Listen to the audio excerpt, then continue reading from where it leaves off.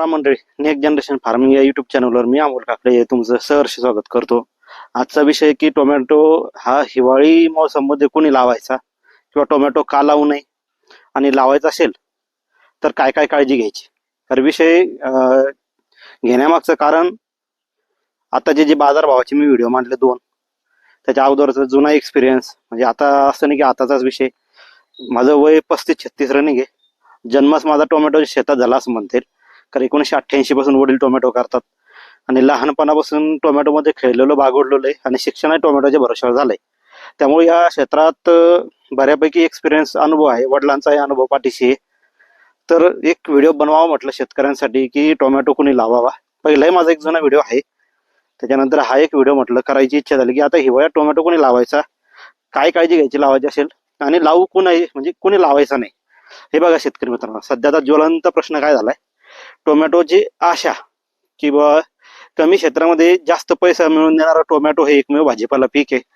द्राक्षालाही ते मागं टाकतं. सांगायचा जर विषय झाला टोमॅटो पीक, तर द्राक्षापेक्षाही जास्त पैसा एखादा टोमॅटो देऊन जातो. ऑलरेडी आम्हालाही पैसे दिले टोमॅटोना, बरंच शेतकऱ्यांना लखपती केलंय.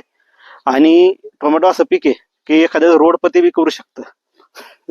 रोडपती म्हणजे समजून घ्या तुम्ही की जर वर्षभरातला जो सिच्युएशन राहिला आता बाजारभावाचा, त्याप्रमाणे जर आपण टोमॅटोचं नियोजन प्लॅनिंग व्यवस्थित केलं नाही तर रोडपती व्हायला वेळ लागणार नाही, कारण टोमॅटो हे एकमेव जोखमीचं पीक आहे. तर आता विषय न लांबवता मी थोडक्यात सांगतो की टोमॅटो कुणी लावू नाही, नंतर कुणी लावा हे नियोजन सांगतो. पहिली गोष्ट, जे शाश्वती बाळगू शकत नाही, ज्यांचं मार्केट स्टडी नाही, जे पुढचं प्लॅनिंग करून टोमॅटो लावू शकत नाही, त्यांनी जर टोमॅटो लावू नये.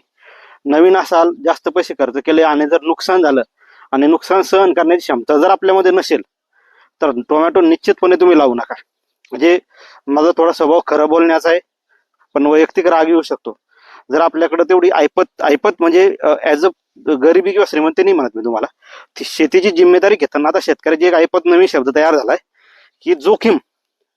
आपलं 1,00,000-2,00,000 रुपये भांडवल टाकून जर शेतामधून काही 1 रुपया येणार नसेल तरीही जर आपण तग धरू शकतो पुढच्या पिकासाठी, अशा शेतकऱ्यांनी हिवाळ्यातही आणि इथून पुढे टोमॅटो लावावा. इथून पुढे वर्षानुवर्ष म्हणतो मी तुम्हाला, जर अशी जोखीम घेऊन जर रिस्क घेण्याची ॲबिलिटी असेल अशा शेतकऱ्यांनी टोमॅटो लावा. आता नाहीतर अन्यथा टोमॅटो लावू नये. आता लावायचा कधी किंवा काय नियोजन आहे, तर लावायचा कसा हे महत्वाचा विषय आहे. आता काही शेतकरी काय करताय की ज्यांच्याकडे अति जास्त भांडवल आहे ते जास्त प्रमाणात टोमॅटोची लागवड करायला लागलेत. पण तसं न करता तुम्ही आता इथून पुढे टप्प्याटप्प्यात लागवड करा. जशी आता सप्टेंबर एंड ऑक्टोबरच्या सुरुवातीला, काही प्लॉट नोव्हेंबर